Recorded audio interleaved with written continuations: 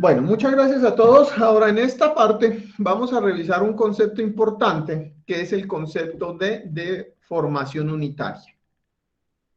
Para esto vamos a presentar el libro del profesor Hibbeler, a quien le doy todos los créditos correspondientes por lo que estoy presentando. Todo esto estoy tomando lo del libro del profesor, pues para que pueda ser un poco más explícito. Sin embargo, el concepto lo vamos a revisar detalladamente. Muy bien, el concepto del capítulo 2, que es el capítulo que nos corresponde ahora hablar después de haber entendido el tema de esfuerzo promedio, es el de deformación unitaria. ¿Qué es la deformación unitaria como tal? La deformación unitaria es un concepto que nos va a indicar cuánto se alarga, se acorta o se deforma un elemento dependiendo las condiciones de esfuerzo a los cuales le estamos sometiendo.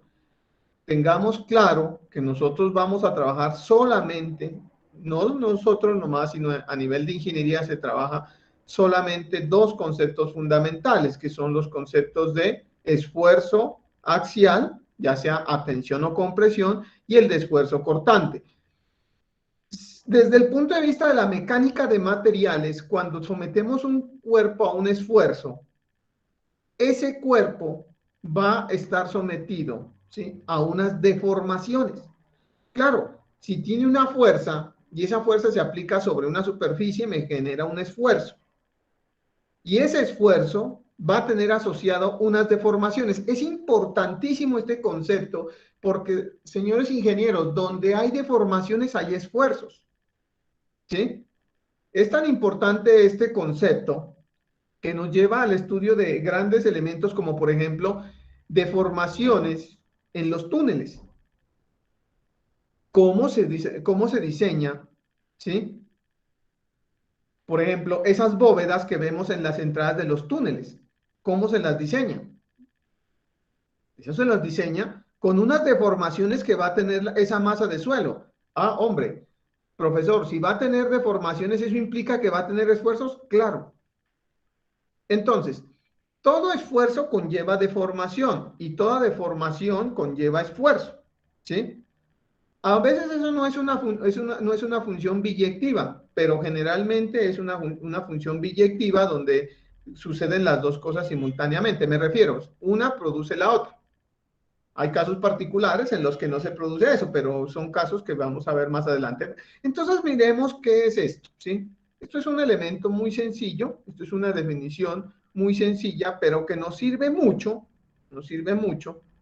para poder entender todo el concepto de ingeniería de materiales que vamos a necesitar. Y la definición es simplemente esto. Libro profesor Hibbeler, a quien le doy los créditos. No me cansaré de decirlo. Entonces, si yo tengo un elemento, cualquiera que él sea, digamos dos puntos A y B, dos puntos A y B, que me están definiendo, ¿sí?, un segmento delta S, y ese elemento sufre una serie de esfuerzos o de fuerzas o deformaciones, eso me va a generar un cambio en esa longitud, ¿sí?, cualquiera que sea. Entonces nos van a decir que ese esfuerzo promedio, ¿sí?, o esa deformación unitaria promedio, perdón, esa deformación unitaria promedio, la vamos a definir de esta forma. Entonces miremosla, de pronto el profesor Hibbeler aquí no es tan explícito, voy a hacer una explicación un poco más explícita. Es algo muy sencillo. En una deformación de tipo normal, ¿sí?,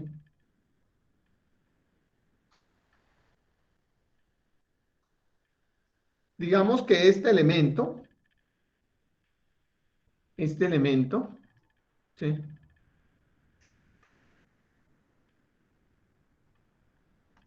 está sometido a una fuerza F, está sometido a una fuerza F, ¿sí?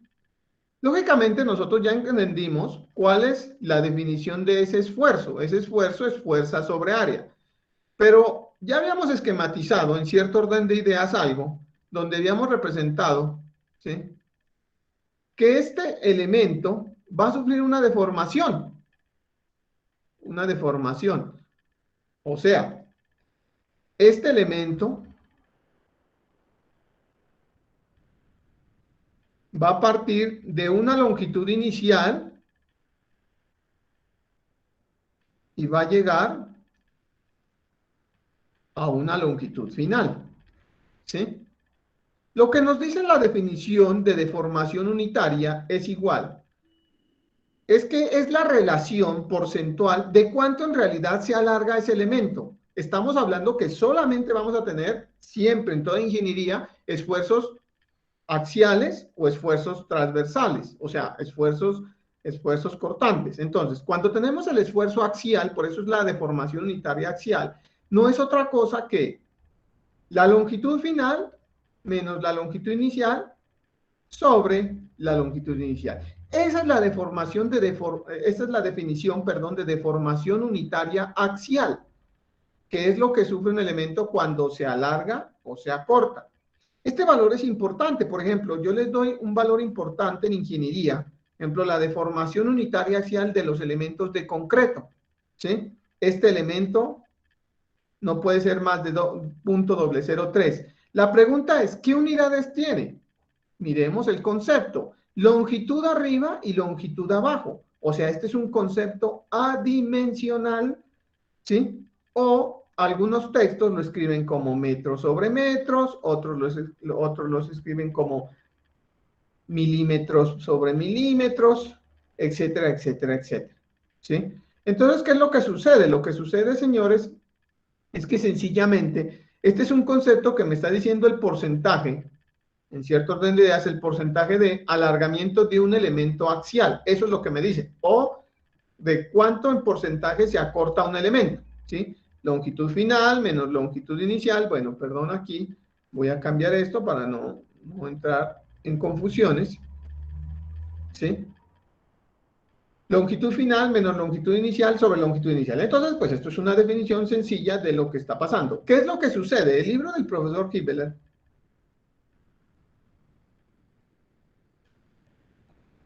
nos habla que si tenemos un elemento, cualquiera que él sea, ¿sí?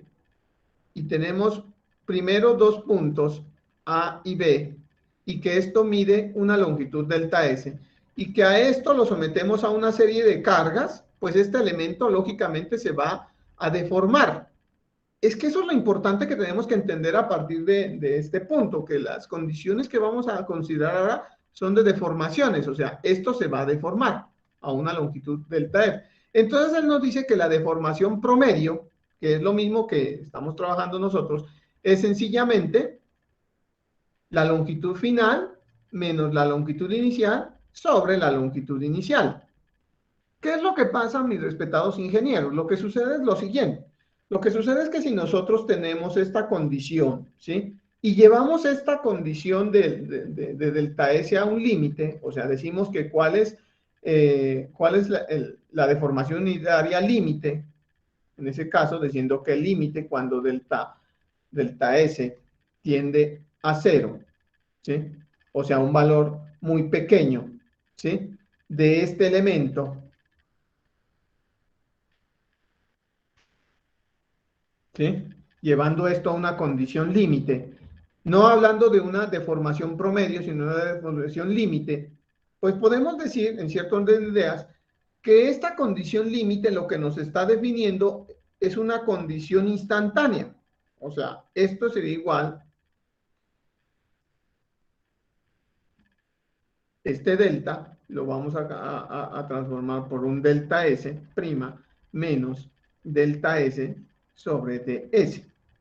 Pues nada, recuerden que esta es la longitud final. Esta es la longitud final. Entonces yo puedo definir cuánto vale la longitud final en esa condición límite. ¿Sí? Miren que si yo defino esto, puedo decir que delta S, este lo paso a multiplicar, este lo paso a sumar, factorizo, y me dice que la deformación final del elemento, también la puedo escribir de esta forma, como 1 más la deformación unitaria por D por la longitud inicial. No es otra cosa que escribir el concepto de deformación unitaria en forma diferencial, ¿sí?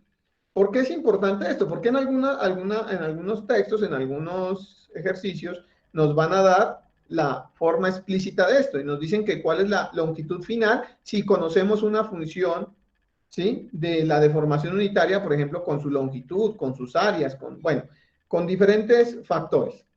Entonces, ¿qué es lo que tenemos que tener claro? Lo que tenemos que tener claro es el concepto. ¿Cuál es el concepto? El concepto de deformación unitaria no es otra cosa que la longitud final menos la longitud inicial dividido su longitud inicial.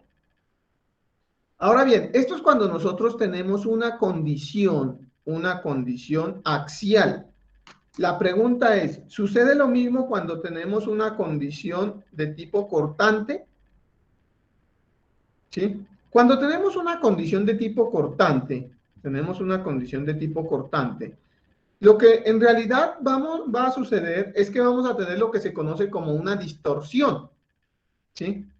¿Y qué es una distorsión? Pues el cambio de los ángulos, ¿sí? El cambio de los ángulos de los elementos. A eso es lo que se refiere cuando tenemos una distorsión. Démosle una explicación más explícita a esto. Miren, cuando tenemos una distorsión, se puede considerar, perdón, inicialmente que tenemos un elemento como estos. Puede ser una barra, perfectamente puede ser una barra. ¿Sí?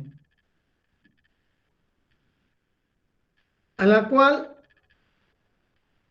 ya la vamos a tener empotrada en esta parte, perdón, una barra no, sino una lámina que la tenemos empotrada en esta parte, y le vamos a aplicar, ¿sí?, y le vamos a aplicar no una fuerza axial, sino una fuerza cortante. Esta fuerza cortante, ¿qué me va a generar? Lo que se conoce como una distorsión, o sea, este elemento, estoy exagerando, pasa esta condición. Entonces, ¿cuál es la distorsión? ¿Cuál es el ángulo? ¿Sí? ¿Cuál es el ángulo que en realidad, miren que el elemento pasó de un ángulo recto, pasó a este ángulo, ¿sí? Este ángulo es lo que se conoce como la distorsión, ¿sí? Lo que se conoce como la distorsión, ¿listo? Miren, es muy importante tener en cuenta esto porque en los próximos videos y en los próximos capítulos de este curso miraremos el concepto de ley de Hooke. Y la ley de Hooke es la que relaciona las deformaciones con los esfuerzos. Entonces, la ley de Hooke se cumple tanto en el sentido axial como en el sentido transversal, ¿sí? Haciendo una relación matemática entre lo que es los esfuerzos y las deformaciones. Esto es la distorsión. Y las distorsiones se generan cuando tenemos esfuerzos de tipo cortante. Las deformaciones unitarias, axiales, se van a generar cuando tenemos esfuerzos de origen axiales. Por ejemplo, en las cerchas de las cubiertas, se supone que una cercha está trabajando explícitamente está trabajando a una condición axial, ¿sí? A una condición netamente axial. Entonces, ¿qué es lo que sucede? Cuando tenemos una condición netamente axial, pues vamos a tener deformaciones unitarias axiales definidas como ese concepto. Ahora, ¿qué es la deformación y qué es la distorsión? La distorsión es un ángulo. Miren que la distorsión es un ángulo, que no es otra cosa que pi medios, que mide este ángulo, menos tita. Esa es la distorsión, ¿sí? Esa es la distorsión. Esa es la definición de distorsión y tenemos que aprender a calcularla. Entonces, mientras que la deformación unitaria es un valor que me representa un porcentaje de lo que se alarga o se acorta un elemento, la distorsión es un ángulo que me indica cuánto es el valor, ¿sí?, de giro, llamémoslo así, de uno de los elementos que conforman una sección. Eso es lo que nos muestra el proveedor Hibeler cuando nos indica esta condición, ¿sí? Esta condición, la distorsión. Ahora bien, ¿qué es lo que sucede? Que a nivel de tres dimensiones,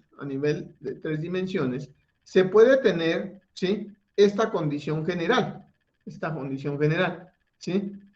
Podemos tener tanto deformaciones unitarias en las tres dimensiones, como podemos tener distorsiones, ¿sí?, en los tres sentidos. Aquí las está indicando.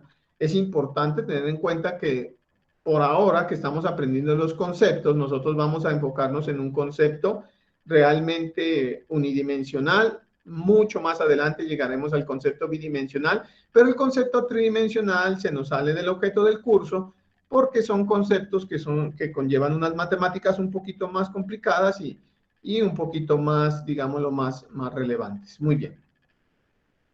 Eso es a nivel de concepto. Vamos a ejecutar unos ejercicios pues para que podamos entender claramente cómo podemos evaluar esas deformaciones. Realmente la mayoría de estos ejercicios se hacen con funciones geométricas, ¿sí? Con funciones geométricas. Esto es más, en este momento, condiciones geométricas que nos llevan a la evaluación de estos elementos. Vamos a revisar un ejercicio de estos. Muy bien. Siempre tenemos que tener en cuenta que los esfuerzos axiales nos llevan a deformaciones unitarias y los esfuerzos cortantes a distorsiones. Por favor, es importante eso. Muy bien. Miremos este ejercicio. Vamos a este ejercicio. Vamos a hacer el 2.5, ¿sí? Dice, un alambre, ¿sí? 2.5 tomado del libro del profesor Hibeler, a quien le doy los créditos. Entonces dice 2.5, el alambre AB, listo, el alambre AB, no está estirado cuando este ángulo mide 45 grados. Voy a señalar acá. Este ángulo dice que cuando no está estirado mide 45 grados. Si la aplicación de una carga a la barra AC genera que el ángulo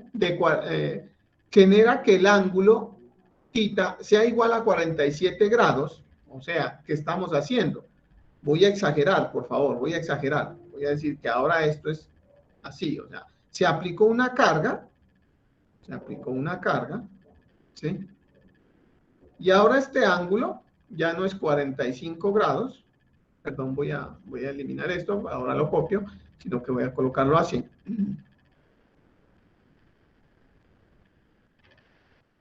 A ver, vamos a colocarlo aquí, esto mide 47 grados y este mide 45 grados, ¿sí? Dice que se aplicó una carga y se llevó a esta condición, ¿listo? Carga que se llevó a esta condición. Entonces veamos qué es lo que sucede. O sea, este elemento se bajó hasta acá, ¿sí? Se aplicó una carga aquí, una carga que la voy a llamar P, ¿sí? Estaba aquí y este elemento se bajó hasta acá. ¿Listo? Se bajó hasta acá. Dice, determine la deformación unitaria normal en el alambre.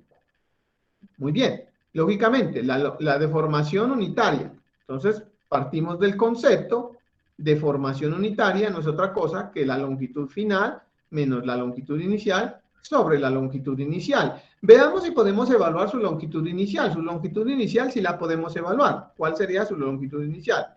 Pues este elemento está conformando un triángulo pitagórico, no es otra cosa que L al cuadrado más L al cuadrado, no es otra cosa que 2, L por la raíz de 2. Esa es su longitud inicial. L por la raíz de 2. Esa es la longitud inicial, que es la longitud, ¿sí?, que conforma este triángulo pitagórico. No es otra cosa. Eso es la longitud inicial. ¿Cuál sería la longitud final? Pues la longitud final, ¿sí?, sería esta. Esta sería su longitud final, ¿sí?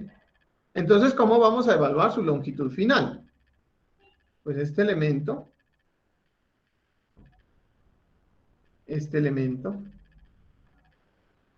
miremos qué es lo que está pasando. Lo que está pasando es que nosotros conocemos, ¿sí?, conocemos estas características. Veamos qué conocemos de esta condición, ¿sí? Veamos qué estamos conociendo de esta condición. Lógicamente, voy borrando, porque esto es un video, ustedes van teniendo en cuenta, este ángulo yo lo conozco. Este ángulo no es otra cosa que la diferencia de los 47 menos, ¿sí?, los 45, o sea, este ángulo es de 2 grados. Eso es lo que me está diciendo este elemento. Esta longitud se conoce, es L por la raíz de 2, ¿sí? L raíz de 2. A ver, ¿qué otra cosa conocemos en este elemento? ¿Sí? Que nos puede ayudar a resolver este ejercicio, ¿sí? Tenemos esta condición, que la conocemos, requerimos esta condición, ¿sí? Bien, lógicamente este valor, miren, permítanme, discúlpenme el desorden, discúlpenme el desorden.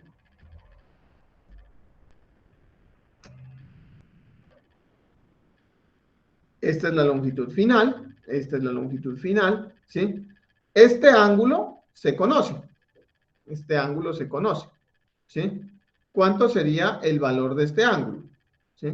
El valor de este ángulo, ¿sí? Sería, inicialmente, sería de 45 grados, porque este ángulo es igual a este ángulo y se mide 45 grados, ¿sí? Entonces, alternos y alternos. Esto, pues, es un ángulo muy pequeñito, o sea, esto es a una distancia muy pequeñita, que es lo que descarga.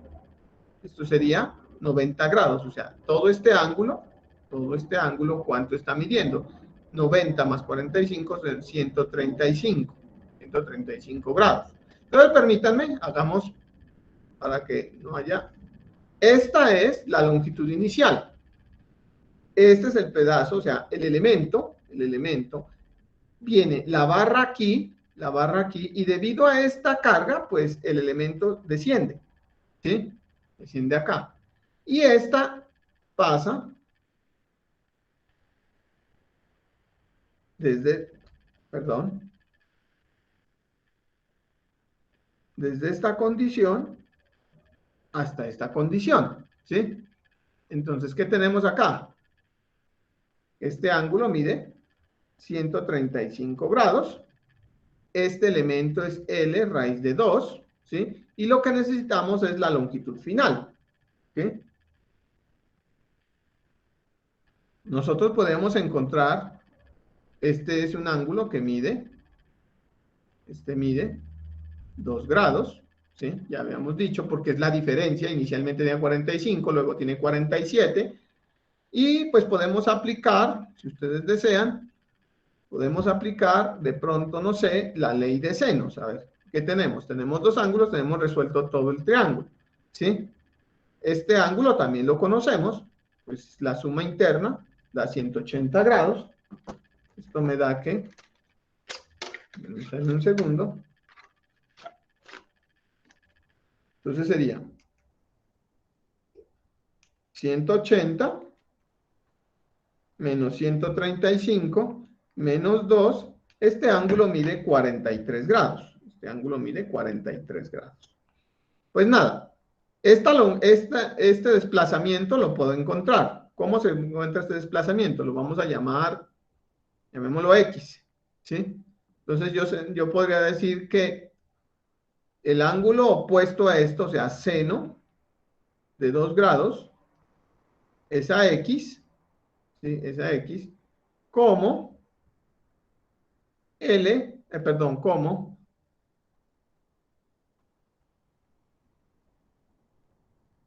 el seno, ¿sí? Como el seno de 43 grados, seno de 43 grados, el seno de 43 grados, seno de 2 grados, el ángulo opuesto, el lado opuesto es L raíz de 2. El lado opuesto a ese ángulo es L raíz de 2.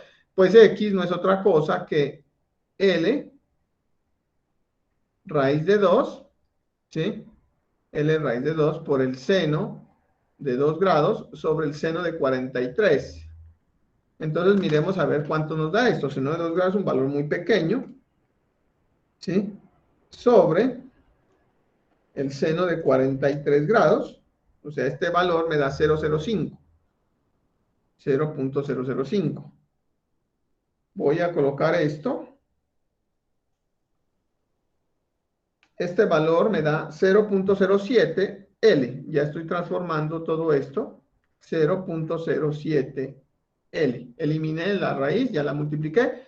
Pues nada, ahora aplicando nuevamente la ley de senos, podemos decir que el seno de 135 es a la longitud final como, ¿sí?, seno de 43 es a L sobre raíz de 2.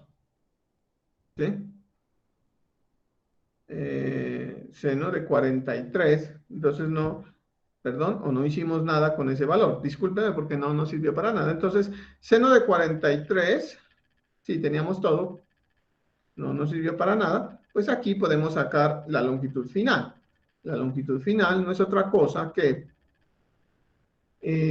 pues nada, este valor pasa a multiplicar, entonces sería seno de 135, seno de 135 dividido seno de 43. Ahí perdí el, esto da 1.03, 1.03. O sea, aproximadamente,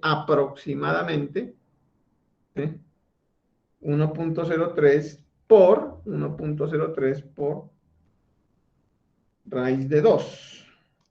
Esto me da, la longitud final da 1.46 L, ¿sí? 1.46 L. Listo, esto yo lo puedo transformar también como raíz de 2, 1.41 L, 1.41 L. Por lo tanto, vamos a decir que la deformación unitaria de ese cable no es otra cosa que la longitud final menos la longitud inicial sobre la longitud inicial. Esto no es otra cosa que 1.46 L menos 1.41 L sobre 1.41 L, dándonos, pues la L se elimina, 1.46 menos 1.41 dividido 1.41. Esto no nos da que esto es igual a 0.035, ¿sí? Generalmente yo lo escribo adimensional, pero si usted lo quiere escribir con unidad, pues simplemente lo que tiene que hacer acá es colocarle esto metros sobre metros o milímetros sobre milímetros, la unidad que usted desee, pero generalmente yo lo escribo adimensional. Entonces ese era el valor que nos estaban pidiendo. ¿A qué va el ejercicio y a qué es lo que tenemos que tener en cuenta? Lo que tenemos que tener en cuenta, sí, es la definición, y que generalmente por ahora en este capítulo 2 lo que nos va a explicar el profesor Hibbeler es que la mayoría de estos problemas se resuelven es con geometría. Pues aquí lo que hicimos fue encontrar cuál era el desplazamiento. El desplazamiento es muy pequeño, ¿sí? Es muy, muy pequeño, es del 7% de la longitud de L. Bueno, esos valores son importantes tenerlos en cuenta porque más adelante nosotros los vamos a utilizar. Por lo tanto, ¿qué es lo que nos tiene que quedar claro de esta definición, de esta charla? De esta charla lo que nos tiene que quedar claro es la definición de deformación unitaria, ¿sí? ¿Sí? Que existen dos, primero que son las deformaciones unitarias axiales cuando tenemos esfuerzos de origen axial, y que vamos a tener deformaciones de tipo de distorsión, que no es otra cosa que el ángulo que generan las distorsiones. Que la definición de la deformación unitaria axial va a estar dada por esta expresión, y que la deformación de tipo distorsión es un ángulo que tenemos que aprender a medirlo de acuerdo a la situación. Eso es lo que por ahora nosotros tenemos que conocer y haber visto esa primera aplicación.